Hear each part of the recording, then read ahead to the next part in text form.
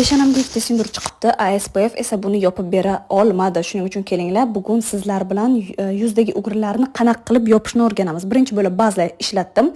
Keyin oq tonalka bilan Charlotte Tilbury degan tonalkani aralashtiramiz. Prosta olib полный ugurlaringizni yopib beradi. Yuzimni qaranglar, effekt maski bo'ldi. И то такой легкой маски. Keyin konsiler tarta ishlatamiz. Это просто One Love. Bilasizlar, tartaga juda ham vafodorman. Konsiler yoqadi. Жидкий korrektor bilan жидкий rumyana ishlatamiz.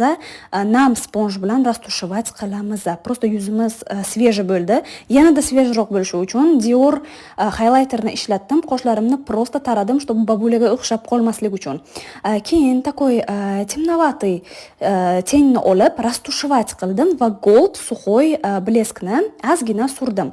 Olasizlar, mej resnichkini tepasidagi qismga qora qalam bilan ozgina bo'yaysizlar va ploskiy kistichka bilan tortasizlar bunday chetroqqa. Xohlasalaringizlar agar korичневый ten bilan расtushovать qilib qo'ysangizlar va pishi strelkani bombasi udari bo'ladi. Затем просто olib kabaret tush bilan kipriklarimni bo'yayman. Kiprigimni o'zi zo'r, shuning uchun narashka shart emas.